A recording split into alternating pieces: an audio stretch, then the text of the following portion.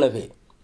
लोकपालमध्ये काय होतं, कर्मचारी तयार होतात आणि 4 ब्युरोक्रॅट्सला, 4 न्यायाधीशांना, 50 लोकांच्या हातामध्ये सबंध देशाच्या भ्रष्टाचार निर्मूलनाची सूत्र देणं यापेक्षा कधीही हे चांगलं आहे की या देशातल्या जनतेच्या हातात देणं.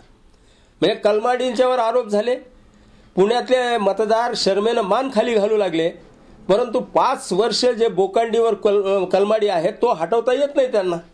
जर लोकांच्या हातामध्ये जर हा अधिकार दिला तर ते म्हणतील की बाबा हा भ्रष्ट आहे ना, आम्हाला हा नको खासदार. त्याचा उमेदवार वापस घेण्याचा अधिकार जो आहे तो तिथं त्याला मिळाला असता.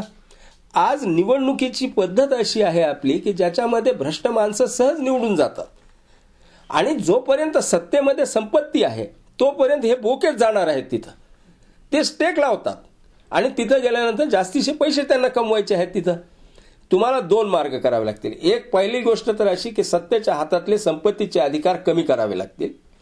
त्याच्यासाठी अनेक सूचना यापूर्वी करण्यात आलेल्या आहेत, त्याच्या तपशिलात आता मी जात नाही. अनेक सूचना आहेत त्याच्याबद्दलच्या, त्या कराव्या लागतील. आणि दुसरी गोष्ट म्हणजे निवडणुकीमध्ये सुधारणा आणि भ्रष्टाचाराच्या बाबतीमध्ये तर लोकपालपेक्षाही जास्त महत्वाची गोष्ट रिकॉलची आहे, ती रिकॉल देणं. आणि हे रिकॉलची मागणी लोकनायक जयप्रकाश नारायण यांनी त्यावेळेला 75 साली करून ठेवलेली होती. त्याच्यावरही खूप चर्चा झालेली आहे. अण्णाही म्हणतायत की ते करू म्हणून, पण ते आता कधी करू मला माहीत नाही. करतील कदाचित, मला ती त्यांच्याबद्दल असा संशयही घ्यायचा नाही. परंतु असं मला वाटतं की ही विचार करण्याच्या पद्धतीतला फरक आहे की नवा कायदा करून भ्रष्टाचार थांबवायचा का कायदे कमी करून भ्रष्टाचार थांबवायचा. भ्रष्टाचार रोखण्यासाठी दुसरी नोकरशाही निर्माण करायची का भ्रष्टाचार रोखण्याची ताकद सामान्य लोकांच्या हातामध्ये द्यायची. ही विचार करण्यातल्या पद्धतीतला फरक आहे असं मला वाटतं.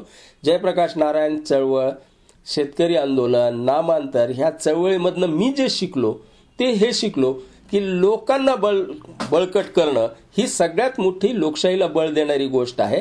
त्यांच्या हातामध्ये अधिकाधिक सत्ता गेली पाहिजे. रिकॉलमुळे ती सत्ता जाऊ शकते. मला सगळ्यात